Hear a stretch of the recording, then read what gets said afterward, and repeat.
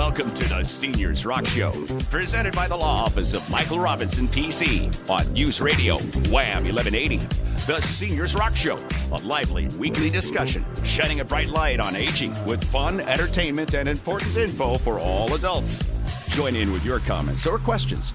Call or text 222-1180 or 1-800-295-1180. Now from the News Radio Wham 1180 studio in downtown Rochester, here's your host, Joanna Palvino.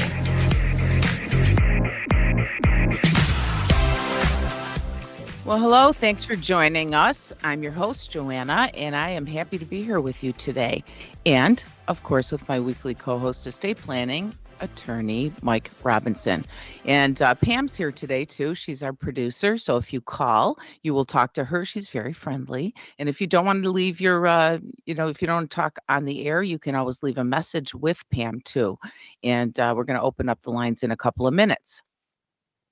Our guests today include two women that have dedicated their careers to supporting families and who are now with Lifespan of Rochester, and they're going to introduce a new program for families, or they already have actually. It's called Elder Transition Planning. We'll learn about that.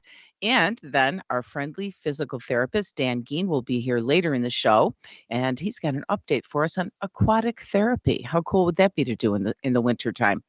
And Mike Robinson, I know you're there, and this is a big month for you. I think since it's October is many things, but it's also Estate Planning Awareness Month. So I know you believe in creating awareness about that subject every week, and we're real thankful for that. And we're thankful that you're here to answer questions every Saturday from noon till 1, too. So I'm going to remind folks right now, get your pen out.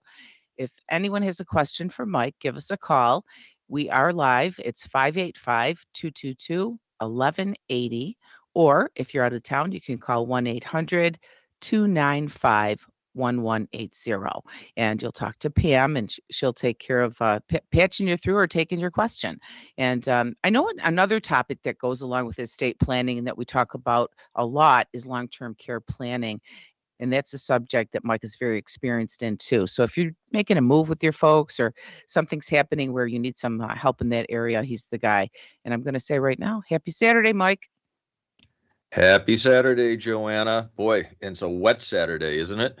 Yeah, I'm going to take advantage of this because what I want to do is go through my closet. I hate this time of the year where you have both the summer clothes and the fall clothes in the closet or in your drawers at the same time. It gets very crowded, and I'm not complaining, but it does make me a little crazy, so I have to do that. So today's a good day, I think, to make that transition, if you will. Yeah, it is. It is good transitional time. I'm about ready though to stop working on firewood and start building an ark. If this rain keeps coming the way that it has been, but it's been fun. It's with the chillier weather, starting to see some of the leaves turn. I always like that, and I did get to talk with a couple of listeners this week, so I want to say hello to Mary and to Mimi. Hope you all are having a good Saturday. And I understand we actually have, Joanna, a question from a caller, Sharon. Sharon, are you there? Hope you all are having a good Saturday. And I understand. Hello, Sharon. Well, we'll get back to Sharon if you're there. Hang on, and we'll come back to you. I was going to say, Joanna, it's been fun also, though, just seeing all of the Halloween displays that people put up, just around town. It's pretty neat. We don't do a lot of that. Ever since the kids, were little, we pretty much stopped doing a lot of that decorating. But I guess we've got Sharon back. Yep. Hello. Hi, Sharon. I love Hi, Sharon. your show. Thanks for taking my call. See, I currently am receiving a survivor widow's benefit, and I don't have a home or a car, but I share a home with a lady, and I'm about to receive a inheritance of about $26,000, and I have Medicare. And then I have Medicaid as a secondary insurance. But I was just wondering, what do I have to do with regards to the law? What are my obligations? Sure. And so, one obligation, of course, and an important one is that you would need to report that inheritance.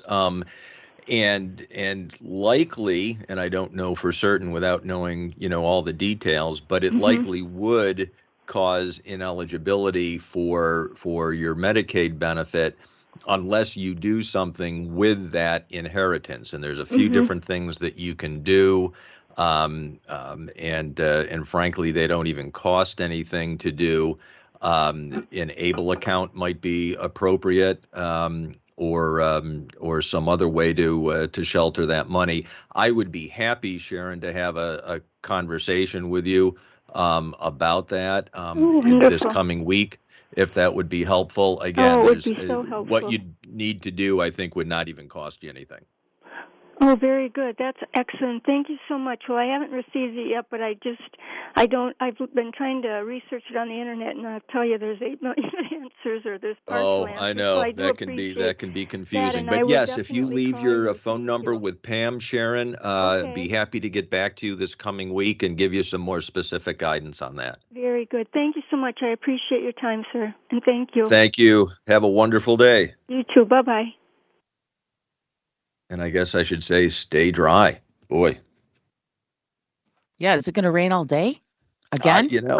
I'm not sure. I'm not sure. But Sharon, that was a great question, and it's one that we get fairly often. And I had a couple of other questions come in this week, Joanna, and I'm going to answer them both because the answer is the same for both. And Paul from Webster asked. He said, I was told that if I hold my assets in a trust, I'm going to have to file a separate income tax return for the trust, and then I'm going to have to pay tax at a higher rate because it was generated by assets in a trust. Is that really true?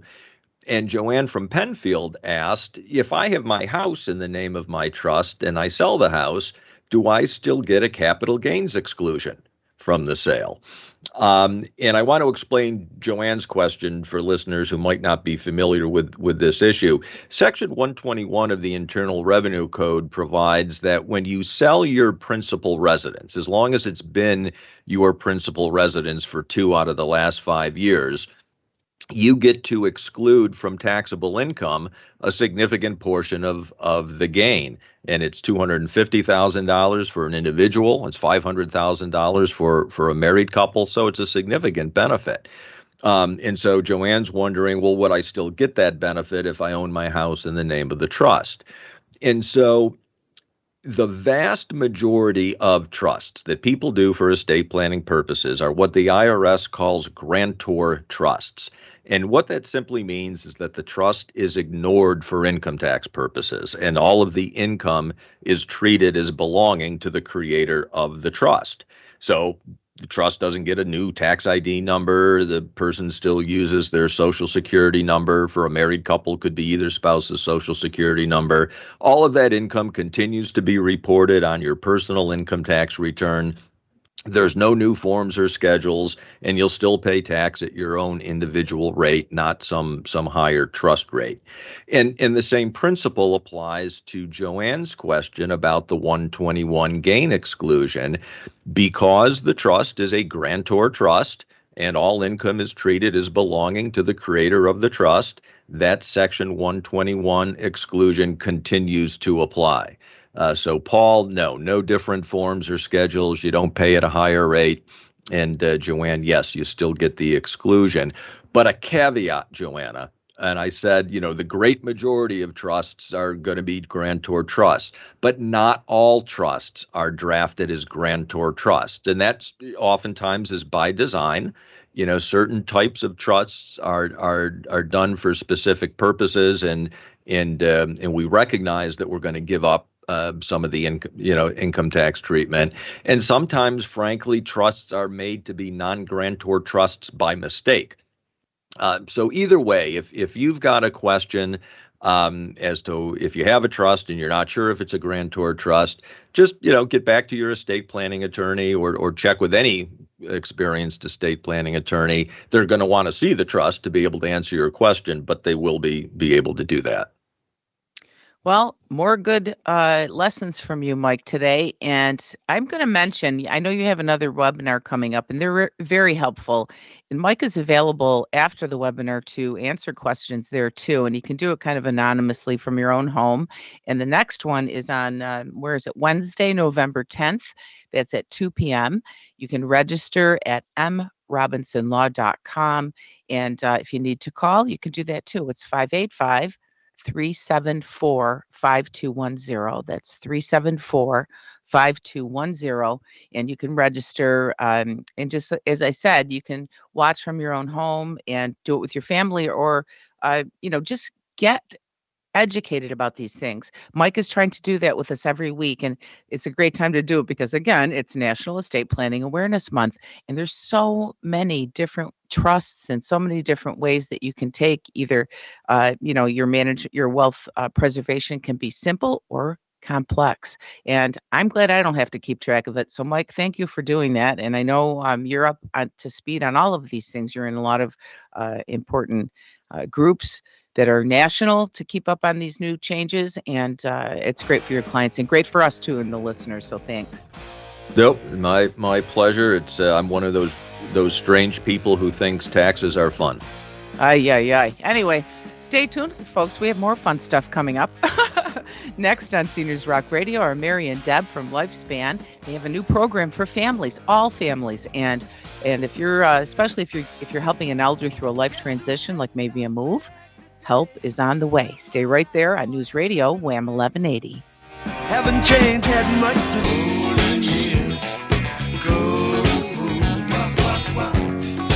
Welcome back to the show, and welcome to the Seniors Rock Show. Mary Burke, who is a licensed clinical social worker. She's certified mediator, and she's here with Deborah Cardillo. They're both trained in elder mediation and here to tell us about a new program that's coming through Lifespan. It just started, and it's Elder Transition Planning, and it is really fascinating and really needed.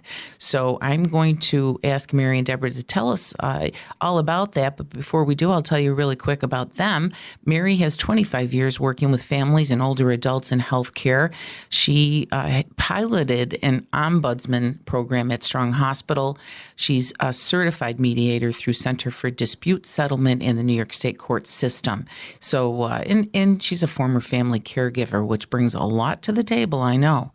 Deborah, she developed and implemented ombudsman program at Eastman Kodak, and she's an activities coordinator at the Alzheimer's Association, and a volunteer at GRAPE. And you know what that is, the Greater Rochester Area Partnership for the Elderly. We all love that. Other organizations, serving elders is what Deborah does. Anything she can get her hands on with seniors. She's a former family caregiver too.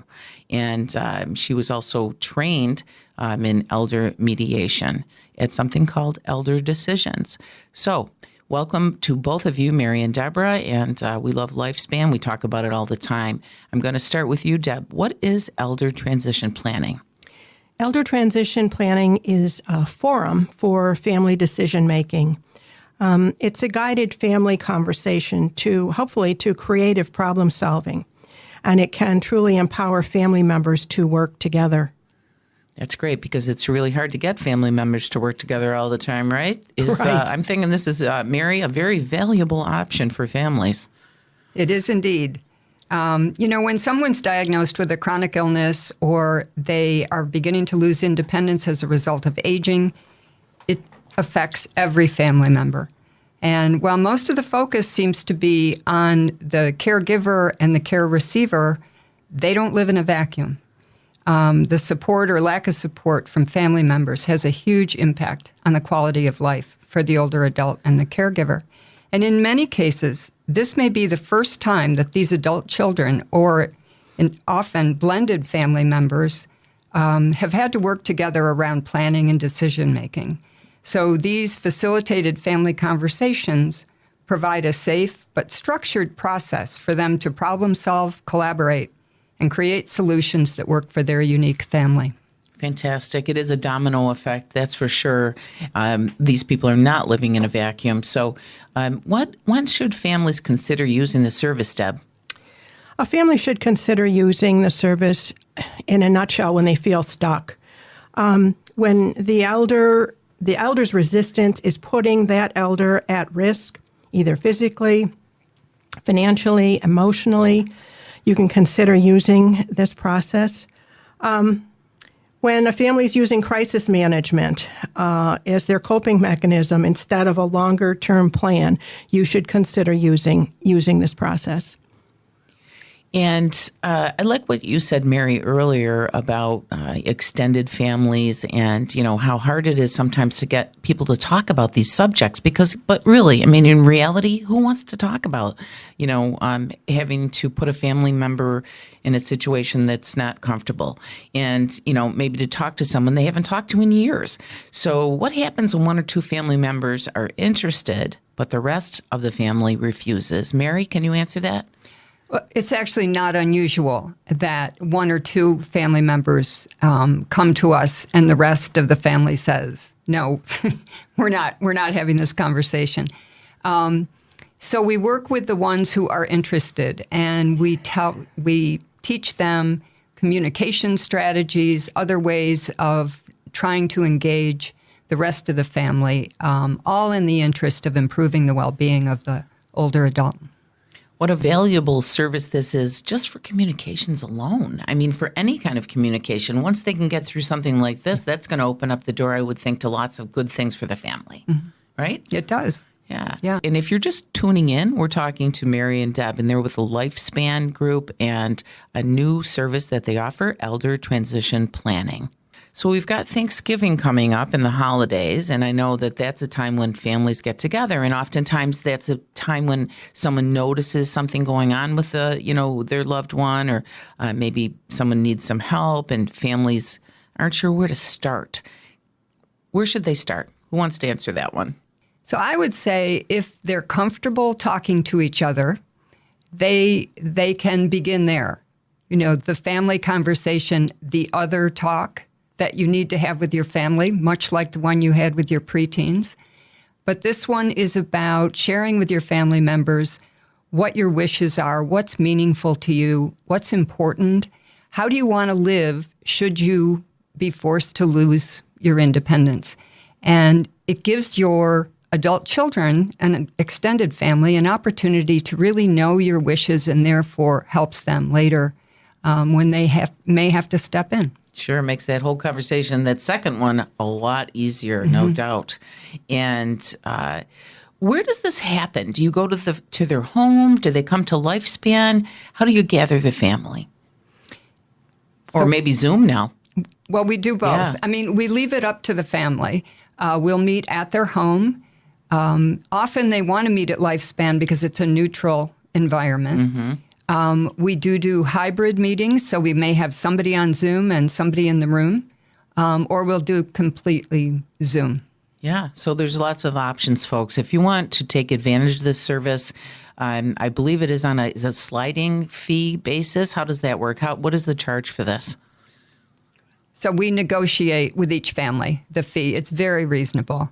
And we would not want the fee to be a deterrent for any family that's interested in our help. Yeah, so don't hold back, folks. They will work with you. They'll figure it out, and they'll help you. And if there's any questions, you can call Mary or Deb, right? And the number at Lifespan is 244-8400, and that's 585. And we've given this number out several times, 585-244-8400. They are at extension 170. Any other thoughts? Anything we didn't talk about before you lovely ladies go? I would just encourage listeners, if they may have a question about, is this appropriate for me? Is this something my family could use? To call us and run it by us. It may be that coaching is the better option. It may be you just need a consultation, or it may be mediation is just what you need. But we're more than happy to talk to anyone and answer any questions. Excellent. Well, thank you both for what you're doing. This is a really exciting program for Lifespan and for the community. And it's about time because these things are happening. We have an aging population and we need it more than ever. And we talk a lot about caregivers and we talk a lot about the folks that need help. But like you said, the families, hey, we're all connected. And this is a great way to connect even further and to, have a loving experience the way it should be when we have these kinds of conversations. So thank you again. We'll have you back. And folks, check out Lifespan of Greater Rochester. They've got lots and lots of great programs for you. Thanks for having us. Thank you.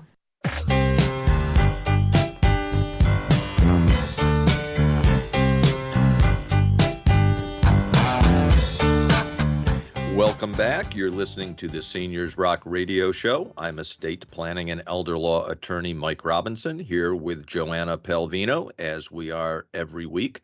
And we're joined now by Dan Geen, who's a physical therapist and owner of Genesee Valley Physical Therapy. Dan is on a mission to educate everyone about the benefits of physical therapy and the advances in this industry. Hey, Dan, what's new? Hey, Mike, how are you today? Wonderful, wonderful. Staying dry. How about yourself? Yeah, the same here. I'm, luckily I'm bald, so if I do get wet, it just drips right off, so I don't have to do much. You wear it well, Dan. Hi, it's Joe. Hi, Joanna. How are you? Good. Good to hear from you. What's going on today? Yeah. Well, yeah, I think today we were just going to maybe sum up what's new with GVPT. We've had a lot of changes lately. One of the things that we were able to add just recently is our aquatic therapy. Now, in the past, we've talked about aquatic therapy. We've had it for 15 years, but COVID sort of threw a wrench in our ability to deliver those services. We had been in 7 different health clubs around the area partnering with them to use their aquatic environments, and then some of them, just because of COVID, had some restrictions. And so we limped along for probably the 20 months with one facility, and then just recently, the other facilities have allowed us back in and our patients to get back in. So that's good news for us and good news for our patients, is with a big demand. Doctors that also like the fact that we offered that service. So that's a big one for us. Yeah, and I have a question. Do you have to wear a mask in the pool, Dan? No, you don't actually have to wear a mask in the pool. Good. I think the chlorine and the rules at the facilities no longer require that. So that's good. Actually, it's good for our staff too. That's also difficult to sort of those environments are sort of humid anyway, and it just makes it difficult. But luckily, people do not have to wear that. If you certainly wear it if you choose to. But you're not required to wear that. So that's a good question. I heard Very good question. there's new stuff for this water aquatic therapy and exercising in the water. A friend of mine just told me she just bought a shirt that's long sleeves because she loves to do it in the winter. She likes to go in the water and do exercising and do her therapy, but she said she gets a little chilly, so she wears this shirt. I didn't even know they had fashion now for this. They right. Figured I'd have a question about fashion from you, Joanna. I probably shouldn't be surprised. Thank you.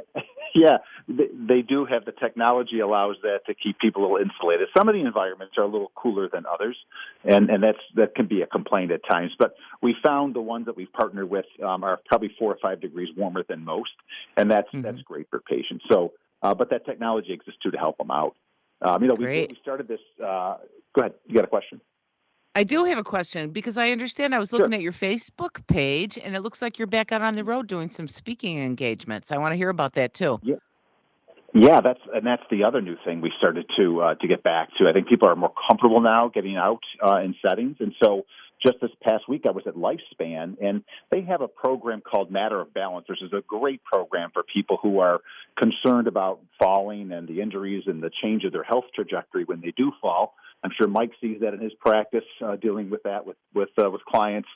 So I usually am a guest lecturer. Some of our staff are, and I went in, and it was just almost. I think people had so much pent up energy to ask questions. They haven't had that ability, and what was supposed to be a 45-minute presentation wound up being an hour and a half, just me answering questions about people's concerns and how physical therapy can help and how to manage that. So, in the past, before COVID, our staff was doing roughly 150 talks a year, these free presentations around the county. and not only with Lifespan, but we're in town rec centers, volunteer ambulances, fire departments, and just senior living centers, just educating people on the benefits of physical therapy and talking about specific diagnoses and how physical therapy can help manage that. That's wonderful because there's so much new information about physical therapy that people should know about. And we've done it on the show. And I think that you going on the road is a great way for people to engage. And again, like you said, they're ready because we've been closed up too long. And just to be, talking to someone in person or now, wait, I'm saying I'm in person. Are these in person? They are in person. Yeah. Okay. So so many things are on Zoom. I just want to clarify that. Yeah, they are in person. Our website has a whole section in our news section on what's the different engagements we have every month. So people can maybe check that out, look ahead, and see where we're going to be. And they're free. They can just maybe call and sign up just to let them know that we're coming, so we can sort of have an idea about the numbers. But I would maybe recommend people look to do that. And if people want us to speak at their engagement, I'm always looking for new opportunities. So. Feel free to contact our website through our website, and we'll get back to you and maybe schedule a talk with you as well. Excellent. You've got a lot of good stuff on that website. I know some videos and some other things that, every time I go on it, I find new things. So, folks, that's GeneseeValleyPT.com. And that's Dan Geen, and he's one of our favorites. And Dan, I just had one of our listeners mention you this week saying they enjoy when you're on. So thank you for joining us, and thank you for all the great info you've brought to the show. Well, thank you guys for the opportunity. Well, we'll have you back again, hopefully soon. And do you have any questions for him, Mike? I know you're alumni, and you might have some, school question for him. Mike, there's nobody there that we know anymore. I know. Isn't that the truth? But great information, Dan. Thanks. Stay well, and good luck on the road. Thanks, guys. Take care. Thanks, Dan. They've got 7 locations, folks. Check it out, GeneseeValleyPT.com. And don't go away. We'll be right back.